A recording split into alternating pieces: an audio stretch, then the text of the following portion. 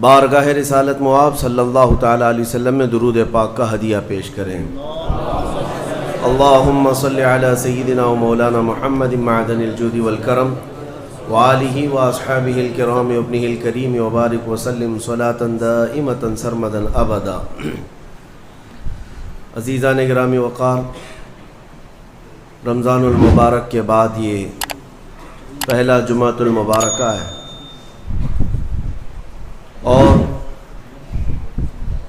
اللہ تبارک و تعالیٰ نے یہ توفیق بخشی ہے کہ اس کی عبادت جس طرح رمضان المبارک میں کی جا رہی تھی، دوبارہ مسجدوں میں حاضر ہونے کی سعادت بخشی ہے۔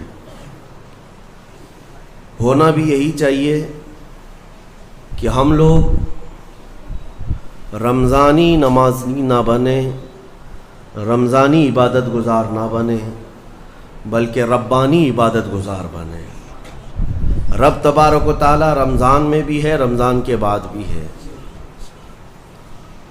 اور سب سے بڑی بات یہ ہے کہ ہمارے اندر جب تک یہ اخلاص نہیں آئے گا وہ طاقت و قوت بھی نہیں آئے گی۔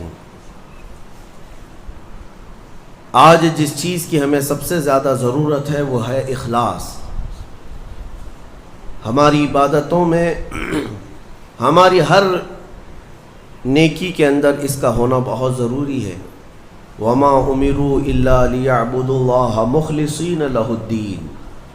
اللہ فرماتا ہے لوگوں کو حکم نہیں دیا گیا مگر یہ کہ وہ اللہ کی عبادت کریں تو خالص اسی کے لیے، خالص اس کے لیے کہ کسی اور کو شریک نہ کریں۔ حتیٰ کہ اگر آپ نماز پڑھ رہے ہیں اور آپ کو دل میں یہ احساس ہونے لگے کہ اتنے لوگ مجھے دیکھ رہے ہیں تو میں سیدھا ہو جاؤں نماز پڑھنے کے لیے، تو اگر لوگوں کے دکھاوے یا ریاکاری کی نیت آئی تو اس کو شرک خفی کہا گیا ہے۔ یہ چھوٹا شرک ہے، چھپا ہوا شرک ہے، عام گناہ کی بات نہیں، شرک کی بات کر رہا ہوں، کیونکہ خالص اللہ تعالیٰ کے لیے جو عبادت ہونی تھی اس میں تم نے دوسروں کو بھی شریک کر لیا ہے۔ دوسروں کی رضا، دوسروں کے خیال، دوسروں کی مرضی، یہ ایک ایسا مرض ہے جس نے ہمیں پکڑ رکھا ہے۔ آج لوگ کیا بولیں گے، لوگ کیا کہیں گے، اسی مرض میں پوری زندگی گزر جاتی ہے۔ ڈھنگ کے طریقے اپنا نہیں پاتا ہمارا نوجوان، صرف اسی بات پر کہ لوگ کیا بولیں گے۔ ٹوپی پہننے میں شرم آتی ہے کہ لوگ کیا بولیں گے، داڑھی رکھنے میں شرم آتی ہے لوگ کیا بولیں گے۔ لوگ کچھ نہیں بولیں گے، جب تم مرو گے تو صرف انا للہ بولیں گے اور کچھ نہیں، انا للہ و انا الیہ راجعون۔ اس کے علاوہ کیا کہیں گے آپ کے مرنے کے وقت؟ میرے عزیزوں، لوگوں کے احوال اور ان کے کوائف الگ الگ ہیں۔ تم اگر لوگوں کے لیے جیتے رہو گے تو کبھی قرار و سکون نہیں آ سکتا۔ اسی لیے صحابہ اکرام رضوان اللہ تعالیٰ علیہم اجمعین علل اعلان یہ کہتے تھے۔ حضرت خبیب ابن عدی جب پھانسی پر چڑھائے گئے، سولی دی جا رہی تھی اور انہیں مکہ والے پتھر مار رہے تھے، تب انہوں نے اعلاناً یہ کہا تھا کہ مجھے اس بات کی پرواہ نہیں کہ لوگ مجھے کیا کیا گالیاں دے رہے ہیں، مجھے اس بات کی پرواہ نہیں کہ تم میرے ہاتھ کاٹ رہے ہو، ناک کاٹ رہے ہو، کان کاٹ رہے ہو اور گلا کاٹنے والے ہو، مجھے اس بات کی پرواہ نہیں، لیکن مجھے اس بات پر فخر ہے کہ میں مر رہا ہوں تو اللہ کی رضا میں مر رہا ہوں۔ میں اگر دنیا سے جا رہا ہوں تو حالت اسلام میں جا رہا ہوں، اس بات کا مجھے فخر ہے۔ عزیزان گرامی وقار، اسی بات کی آج ضرورت ہے کہ آپ کیا پہن رہے ہیں، کیا کھا رہے ہیں، کس طرح چل رہے ہیں، کس طرح بیٹھ رہے ہیں، یہ لوگوں کے لیے نہیں ہے۔ ہماری زندگی کے طور طریقے جو کچھ بھی ہونے چاہیے وہ اللہ اور اس کے رسول کے لیے۔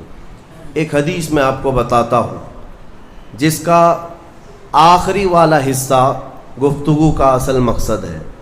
ایک بار رسول پاک صلی اللہ تعالیٰ علیہ وسلم مجلس میں بیٹھے ہیں صحابہ کے، ایک اجنبی شخص آیا، مجلس میں آیا، آ کر کے سیدھے حضور پاک صلی اللہ علیہ وسلم کے قریب بیٹھ گیا، اتنا قریب کہ اپنے گھٹنے حضور کے گھٹنے سے لگا لیا، قریب سے قریب ہو کر بیٹھا۔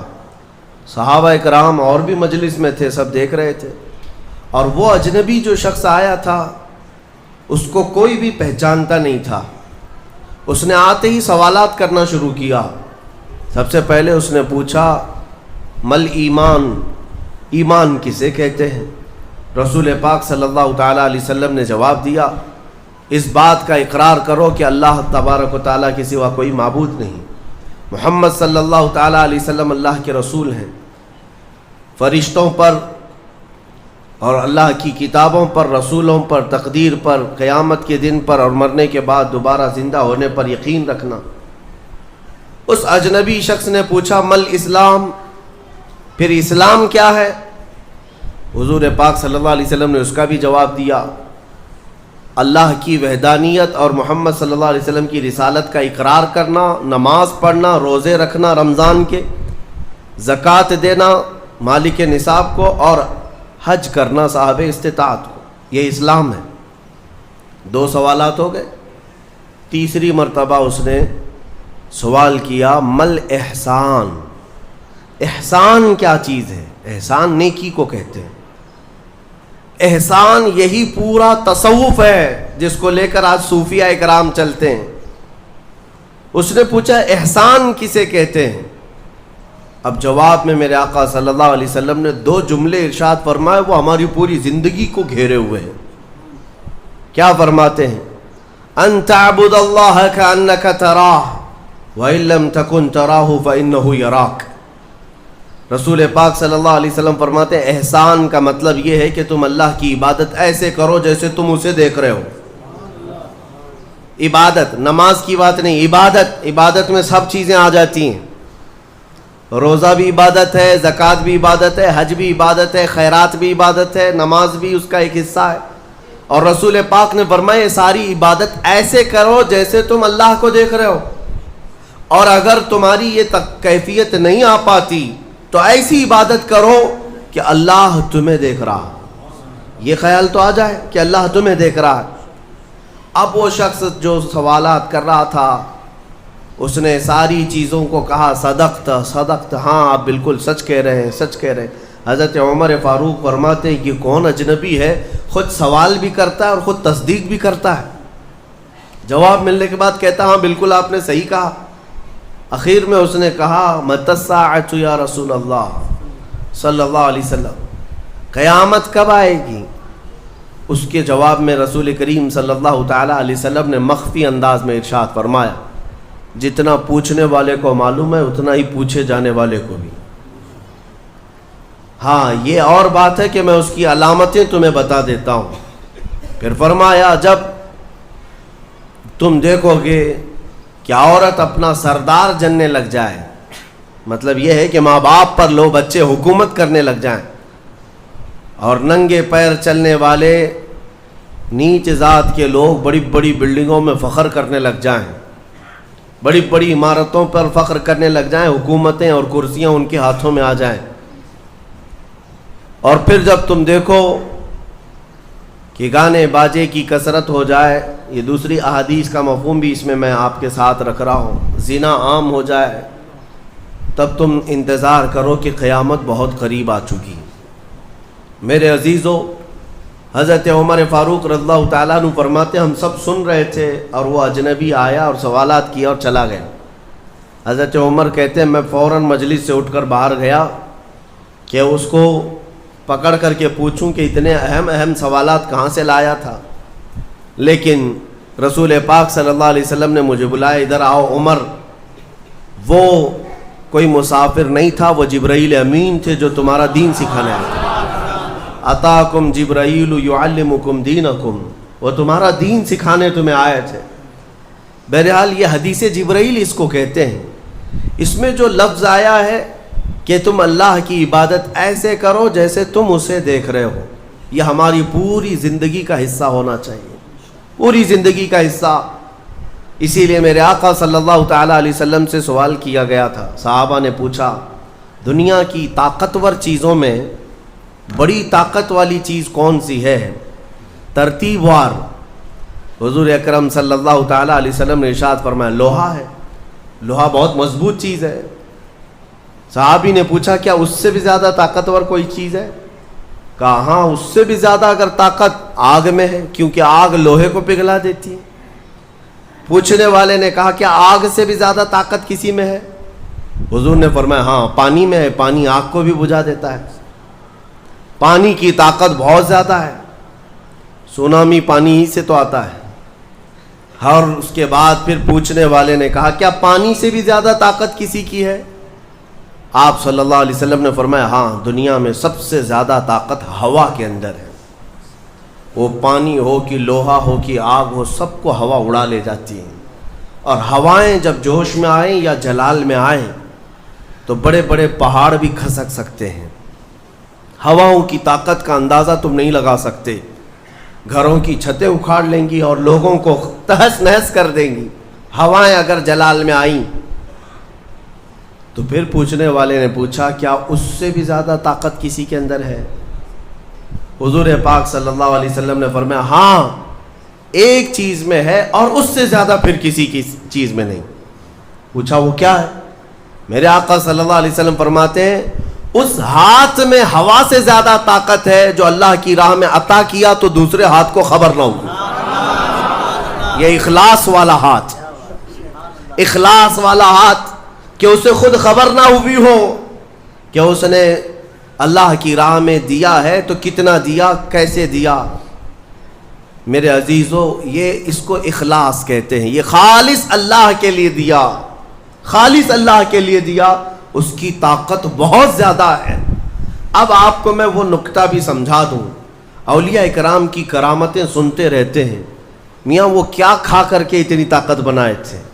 غوث پاک رضی اللہ تعالیٰ عنہ بغداد میں بیٹھے ہوں اور دریا میں اگر سیلاب یا طوفان آ جائے اور کشتی بھنور میں پھنسنے لگے تو کئی واقعات ہیں کہ کشتی میں بیٹھے ہوئے مسافروں نے دیکھا کہ غوث پاک تشریف لائے، ان کی کشتی کو سل دیا، سنبھالا۔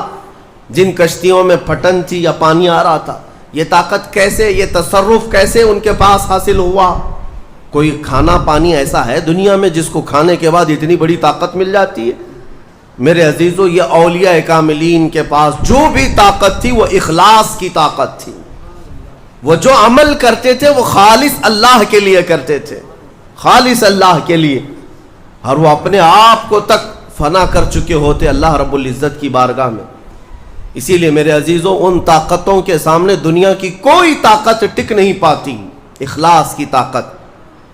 آج تم کر کے تو دیکھو، اللہ رب العزت کی بارگاہ میں اگر مخلص ہو گئے تو شیطان جو چیلنج کر کے آیا تھا اللہ کی بارگاہ میں، لَأَقْعُدَنَّ لَهُمْ صِرَاطَكَ الْمُسْتَقِيمَ، مولا میں تیرے سیدھے راستے پر بیٹھ جاؤں گا، جو بھی تیرے سیدھے راستے سے گزرے گا میں اس کو بہکاؤں گا، کبھی دائیں جانب سے، کبھی بائیں جانب سے، کبھی آگے سے، کبھی پیچھے سے۔ قرآن کی آیت میں بتا رہا ہوں آپ کو، 8ویں پارے میں اللہ نے فرمایا شیطان یہ چیلنج کیا اللہ سے، قیامت تک تو مجھے مہلت دے دے میں تیرے بندوں کو بہکاؤں گا۔ اور پھر اللہ تبارک و تعالیٰ سے وہ کہتا ہے کہ ان سب کو سیدھے راستے سے میں ہٹاؤں گا، لیکن شیطان نے اخیر میں ایک جملہ یہ بھی کہا، مولا یہ جتنے بھی سیدھے راستے پر چلیں گے ان کو بہکا تو دوں گا، الا عبادک منہم المخلصین، مگر تیرے وہ بندے جو اخلاص کے ساتھ تیری عبادت کرتے ان پر میرا داؤ نہیں چل سکے گا، میں انہیں نہیں بہکا سکوں گا۔ اب اندازہ کرو کہ شیطان جس کے پاس ساری طاقتیں آ جاتی ہیں باطل طریقے سے وقتی طور پر، وہ عاجز آ گیا تو پھر دنیا کی یہ چھوٹی موٹی طاقتیں تمہارا کیا بگاڑ لیں گی؟ اگر اخلاص تمہارے اندر آ جائے، خلوص کی دولت آ جائے، دنیا میں جو کچھ بھی کر رہے ہو سب دکھاوے کے لیے نہیں ہے، کچھ عبادتیں ایسی ہیں جو تمہارے ساتھ راز رہے تمہارے اور تمہارے پروردگار کے بیچ۔ ہر بات کی تشہیر کرنا ضروری نہیں ہوتا کہ لوگوں کی مدد آپ نے کیا تو پیپر میں چھاپ دیا، اور آپ کوئی نیکی کر رہے ہیں تو ضروری نہیں ہوتا کہ ہر چیز کی تشہیر کی جائے۔ ہاں کچھ چیزوں میں حکمت اور مصلحت ہو سکتی ہے کہ لوگوں کو نیکی کی طرف بلانے کے لیے اعلان کیا گیا ہو، لیکن ہر چیز میں نہیں۔ عزیزان گرامی وقار، اخلاص جب کسی کے پاس ہو تو ایک اور حدیث میں آپ کو بتا دوں، بندے جو عبادت کرتے ہیں نا یہاں پر دنیا میں بھی، سب کا کچھ نہ کچھ ایک غرض ہے، کچھ نہ کچھ ایک مقصد ہے. آپ نماز کے لیے آئے ہیں یا نیکیاں کر رہے ہیں یا گناہوں سے بچ رہے ہیں تو کوئی تو غرض ہوگی.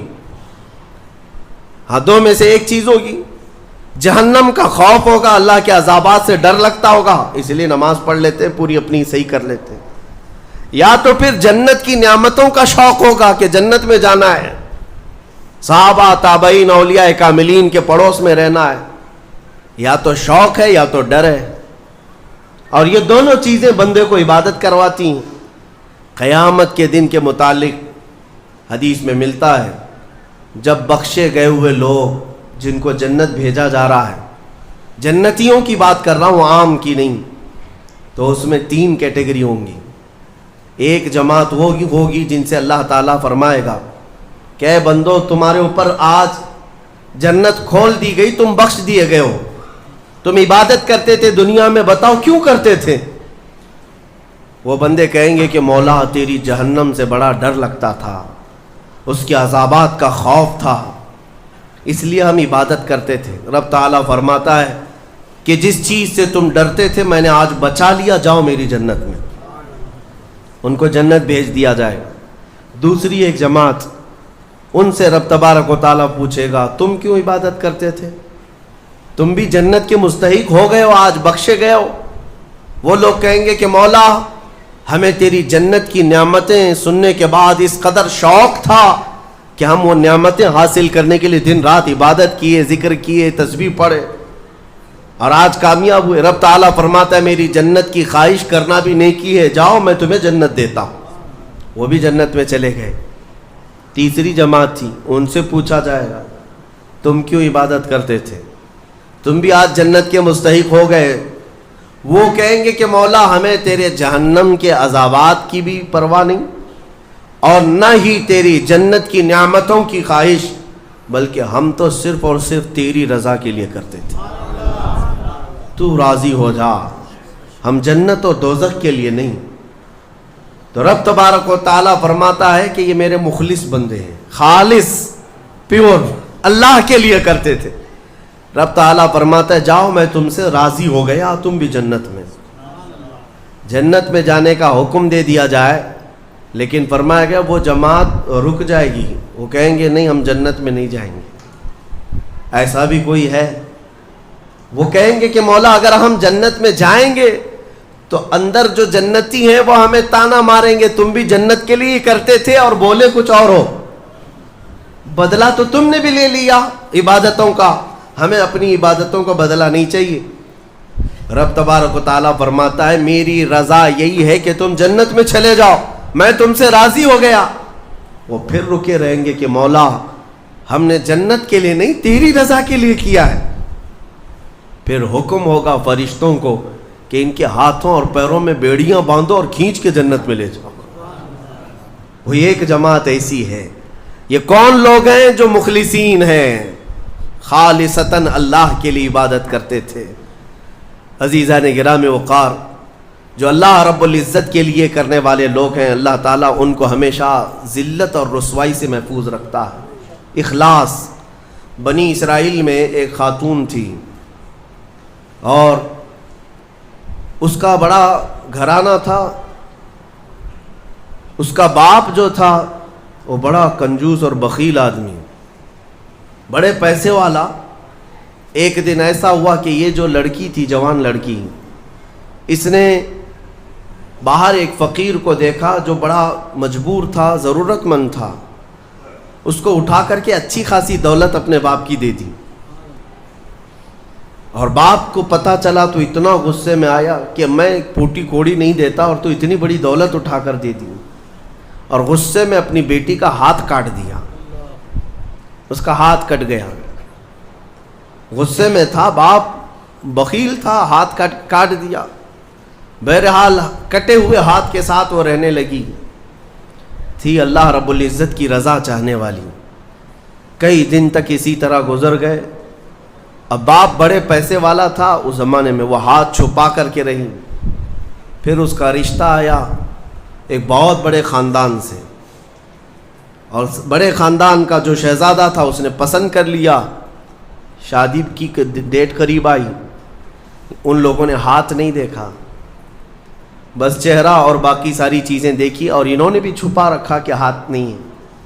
کٹے ہوئے ہاتھ کے ساتھ کون شادی کرے گا؟ بہرحال شادی ہو گئی۔ شادی ہونے کے بعد وہ گھر رخصت ہو گئی، اپنے نئے دولہے کے ساتھ وہ اپنے گھر پر بیٹھی ہے دسترخوان پر۔ وہ بائیں ہاتھ سے کھایا کرتی تھی، ایک ہاتھ تو کٹا ہوا تھا، چھپا کر کے رکھتی تھی۔ دسترخوان پر جب بیٹھی، اس کا نیا دولہا ہے، اس کے گھر والے، کھانے کے وقت اب ہاتھ نکالنے کی باری آ گئی۔ وہ بائیں ہاتھ سے کھا رہی تھی تو اس کے شوہر نے کہا کہ کیا سیدھے ہاتھ سے نہیں کھا سکتی؟ سیدھے ہاتھ سے کیوں نہیں کھا سکتی؟ اب اس کے رشتے کے ٹوٹنے کا وقت آ گیا تھا۔ اگر پتہ چلے تو دھوکہ کیا ہے، کٹے ہوئے ہاتھ کے ساتھ ہمارے ساتھ نکاح ہوا ہے۔ اس کے آنکھوں میں آنسو آئے، وہ ہاتھ اپنے کپڑے کے اندر ہی چھپائی رہی۔ اچانک اسے غیب سے ایک آواز آئی، اے میری بندی ہاتھ نکال۔ اس نے اپنے دوپٹے کے اندر سے ہاتھ نکالا تو سیدھا ہاتھ پورا صحیح سلامت تھا۔ پھر وہ زمانہ موسیٰ علیہ السلام کا تھا، ان کی بارگاہ میں حاضری دے کر اس نے اپنا یہ واقعہ سنایا۔ سیدنا موسیٰ کلیم اللہ فرمانے لگے، مولا نے مجھے یہ وحی دے کر بھیجا اور ارشاد فرمایا کہ اے موسیٰ، ہم اس ہاتھ کو شرمندہ نہیں ہونے دینا چاہتے جو ہاتھ میری بارگاہ میں اخلاص سے اٹھاؤ۔ میرے عزیزو، یہ اخلاص کی دولت ہے۔ جو خالصتاً اللہ کے لیے کچھ کیا ہو، مولا اسے کبھی ذلیل نہیں ہونے دے گا، اسے بے عزت نہیں ہونے دے گا۔ اسی لیے کچھ کام ایسے کر جاؤ جو خالصتاً اللہ کے لیے ہو۔ رب تبارک و تعالیٰ کے لیے اب تک کیا کیا ہے، اس کا بھی آپ کے پاس کچھ تو ہونا چاہیے۔ اگر اپنی زندگی میں آپ احتساب کریں، اپنا ہی محاسبہ کریں کہ میں جوانی سے لے کر اب تک جتنے کام کیا ہوں، کوئی کام ایسا ہے جو خالص اللہ کے لیے کیا ہو؟ رسول پاک صلی اللہ تعالیٰ علیہ وسلم کی ایک حدیث میں آپ کے سامنے عرض کرتا ہوں، اخلاص میں کتنی طاقت ہے وہ بتاتا ہوں۔ حضور اکرم صلی اللہ علیہ وسلم فرماتے ہیں، صحیح حدیث ہے یہ، 3 لوگ سفر پر تھے، 3 دوست تھے، یہ تینوں سفر پر تھے اور یہ پہاڑوں کے راستے سے جا رہے تھے۔ ایک پہاڑ کے غار میں ان لوگوں نے پناہ لینے کے لیے تھوڑی دیر آرام کیا اور بارشیں شروع ہو گئیں، طوفانی بارش، اور ایسی بارشیں آئی کہ پہاڑ کے پتھر کھسکنے لگے اور ایک بہت بڑی چٹان کھسک کر کے یہ غار کے منہ پر آ کر گر گئی۔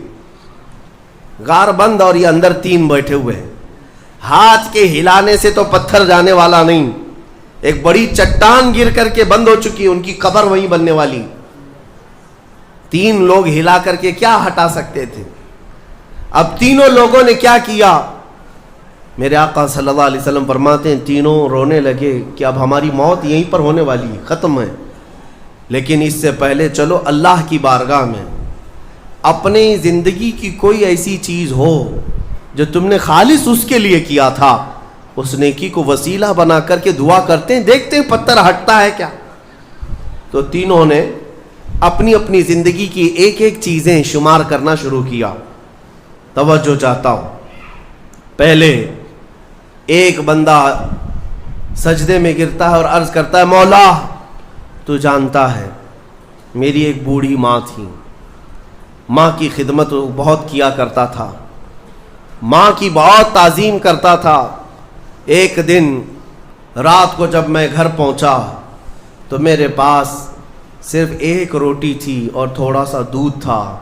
میرے گھر کے کئی بچے تھے، بچے بھی بھوکے تھے، لیکن میری ماں بوڑھی تھی، تو میں جب بھی گھر رات کو پہنچتا پہلے اپنی ماں کو کھلاتا، اس کے بعد اپنے بچوں کو کھانا دیتا۔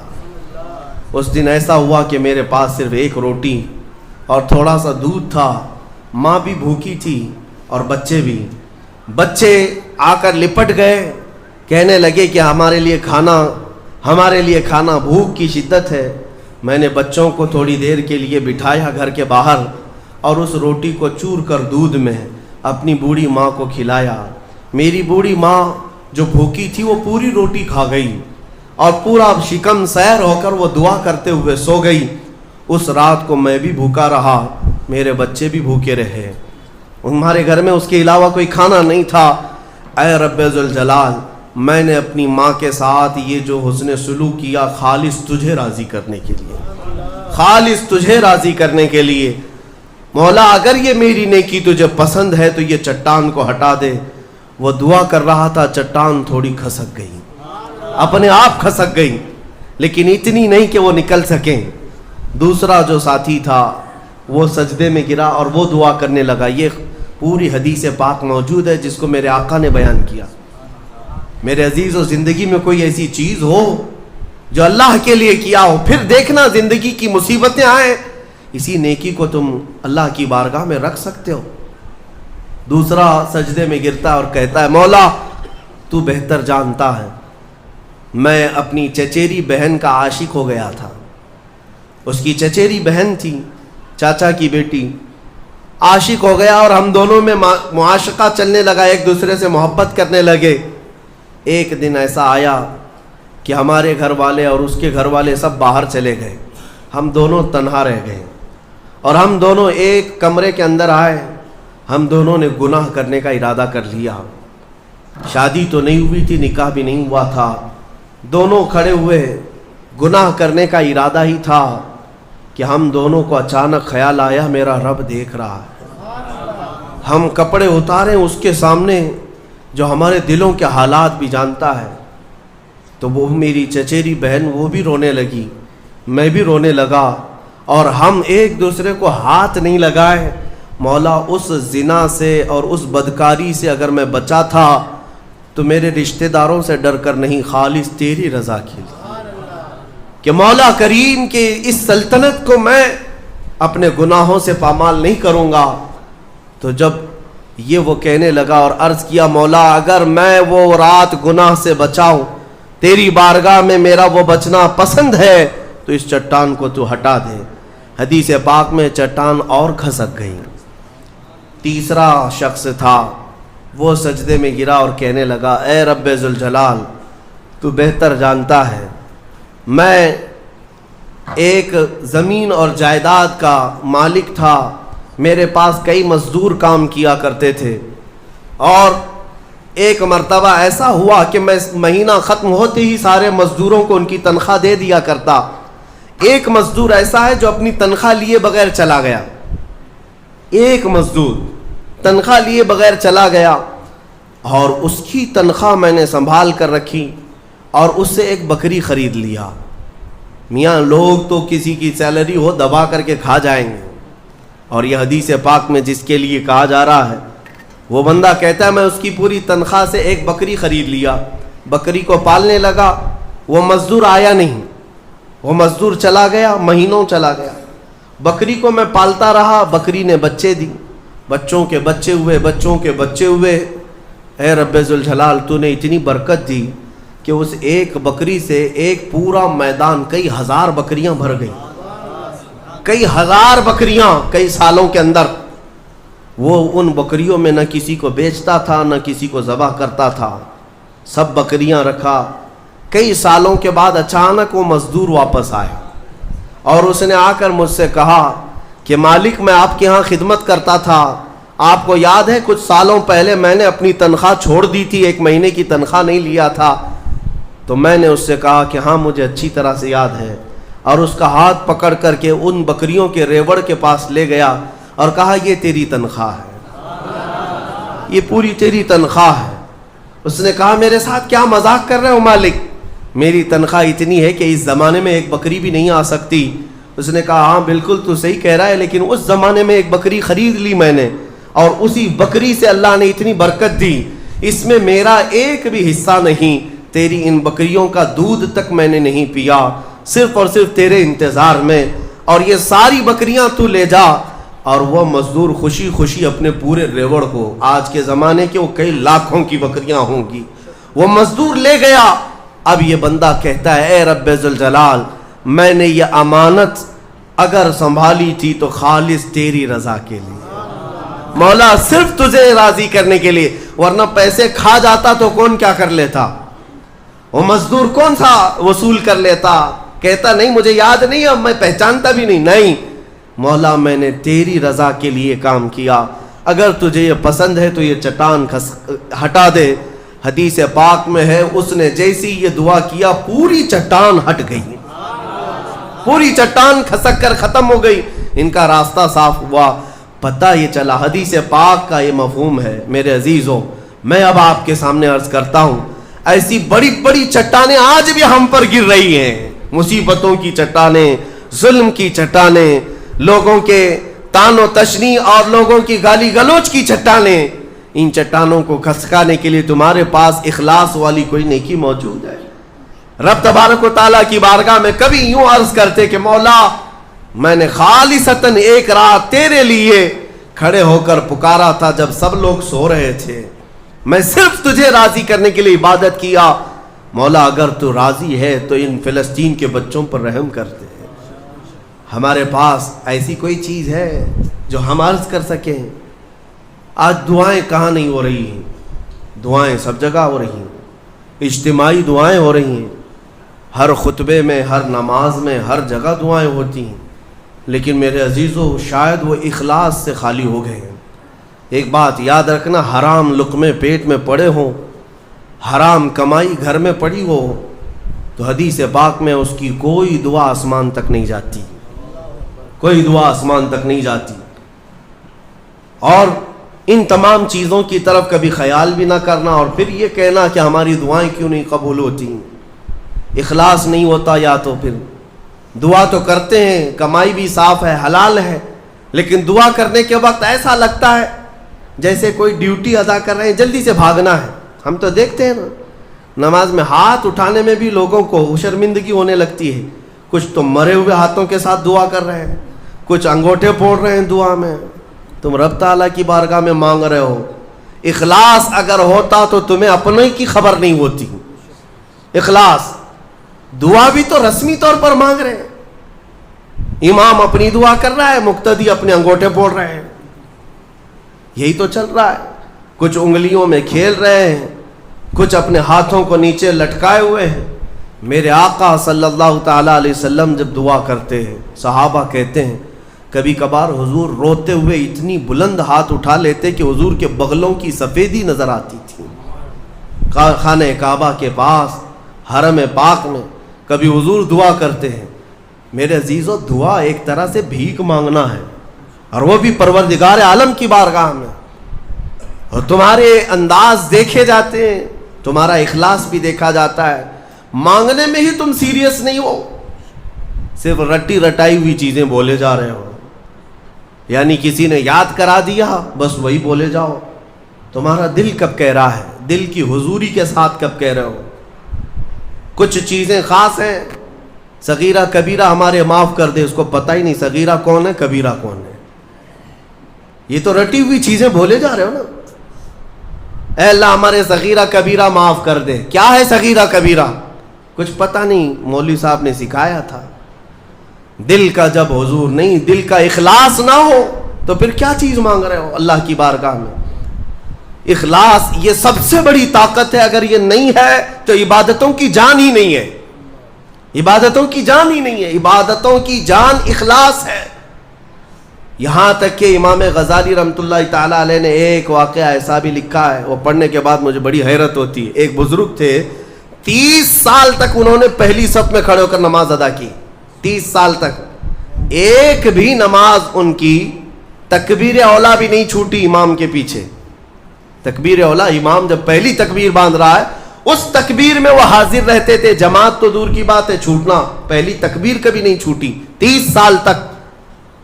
30 سال کے بعد ایک دن ایسا اتفاق ہوا کہ وہ مغرب میں لیٹ ہو گئے، ایک رکعت ہو گئی تھی، اور 30 سال کے بعد صفیں بھر گئی تھی، پیچھے جگہ ملی، وہ آئے اور کہا آج اگر میں پیچھے نماز پڑھوں گا سب گھوم گھوم کے مجھے دیکھیں گے۔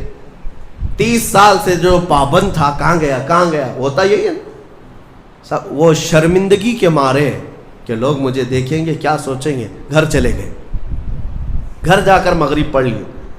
عشاء میں آنے میں پھر ڈر لگنے لگا کہ اب تو پوری نماز میں ہی نہیں گیا تھا، لوگ سوچیں گے۔ 30 سال کے بعد پہلی نماز آپ کی نہیں ہوئی ہے، کہاں گئے تھے کہاں گئے؟ عشاء میں بھی نہیں آئے، عشاء میں بھی نہیں آئے۔ اس زمانے میں ایک بڑے کامل بزرگ تھے، ان کو خبر کی گئی آج ایک بڑا حادثہ ہو گیا ہمارے شہر میں۔ کہا کیا؟ کہا فلاں بزرگ جو 30 سال سے مسجد میں تکبیر اولیٰ کی بھی پابندی کرتے تھے آج وہ غائب ہیں۔ تو اس بزرگ نے فرمایا چلو ہم ملتے ہیں۔ جا کر کے ملے کہ کیا ہے، طبیعت خراب ہو گئی، علیل ہو گئی، کیا ہوا؟ انہوں نے کہا کچھ ہوا نہیں، لیکن تھوڑا سا لیٹ ہو گیا مغرب میں، اور پھر پیچھے جگہ مل گئی 5-6 صفوں کے پیچھے۔ میں نے یہ سوچا کہ لوگ بعد میں کیا کہیں گے، لوگ کیا کہیں گے کہ اتنے سالوں کی پابندی کے بعد آج تمہاری پہلی صف بھی نہیں ہوئی، پہلی تکبیر بھی نہیں ہوئی۔ اس بزرگ نے کہا کس سے؟ 30 سال کی پابندی کرنے والے سے۔ کہا میاں جاؤ پچھلے 30 سال کی پوری نمازیں قضا کر لو، واپس دوبارہ پڑھ لو، اعادہ کرو، اس لیے کہ 30 سال جو تو نے پابندی کی نمازوں کی، وہ تو یہی سوچ کر کے کہ لوگ کیا کہیں گے۔ آج تیرے دل میں یہ جو خیال آیا کہ لوگ کیا کہیں گے مغرب کے پیچھے ہو جانے سے، اس کا مطلب ہے کہ 30 سالوں تک جو تو نے پابندی کی یہ لوگوں کے لیے کیا، اللہ کے لیے نہیں۔ جاؤ واپس لوٹاؤ 30 سال کی نماز سے۔ رونگٹے کھڑے ہو جاتے ہیں جب میں یہ پڑھا۔ واقعی میرے عزیزوں، اس بات کا خیال بھی نہیں آنا چاہیے ہمیں عبادتوں میں کہ لوگ ہمیں کیا کہیں گے۔ اللہ رب العزت کا ذکر ایسے کرو کہ مدہوش ہو جاؤ، صرف میرا مولا مجھے دیکھ رہا ہے، دنیا کیا کہہ رہی اس سے ہمیں کیا غرض ہے۔ آج یہی بیماری نے بہت ساری عبادتوں میں ہمارے خلل ڈال رکھا ہے، خلل ڈال رکھا ہے۔ تمہارے سنتوں سے دور ہونے کا ایک بڑا سبب بھی یہی ہے کہ لوگ کیا کہیں گے۔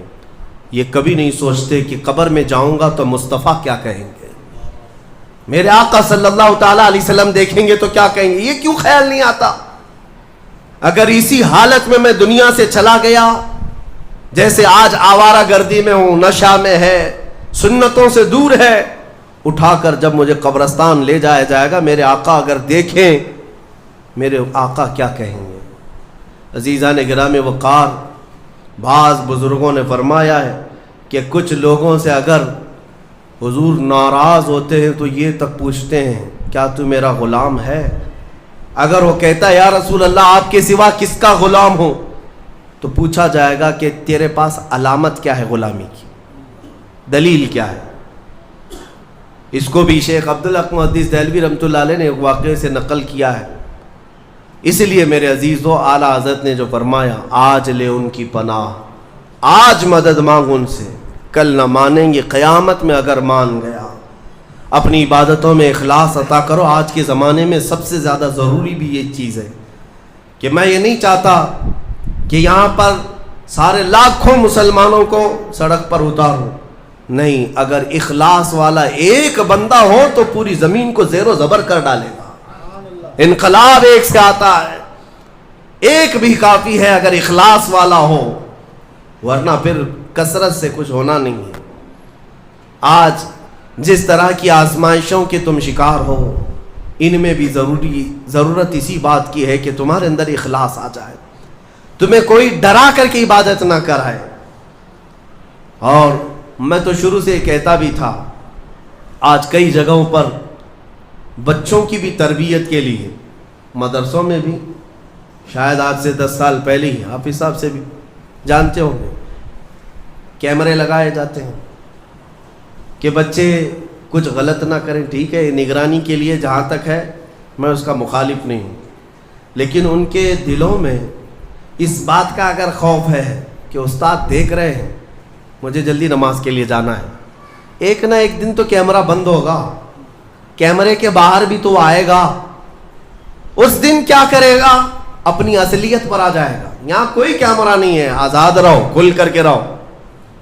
مطلب یہ ہے کہ تم اس کو کیمرے کا عبادت گزار بنائے، اللہ کا نہیں۔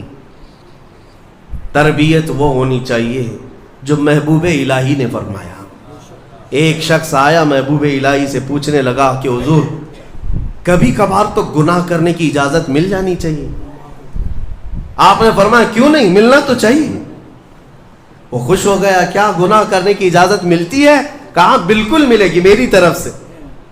خوش ہو گیا، کہا کہ حضور بتائیے کیا ہے، کیسے کر سکتے ہیں؟ کبھی کوئی کبھار چھٹی تو ہونی چاہیے گناہ کرنے کے لیے، ہفتے میں ایک بار، مہینے میں ایک بار محبوب الہی نے فرمایا بالکل، دو شرطیں ہیں میری، اگر وہ پورا کر لے تو تجھے اجازت ہے میری طرف سے گناہ کرنے کی۔ کہا بتائیے؟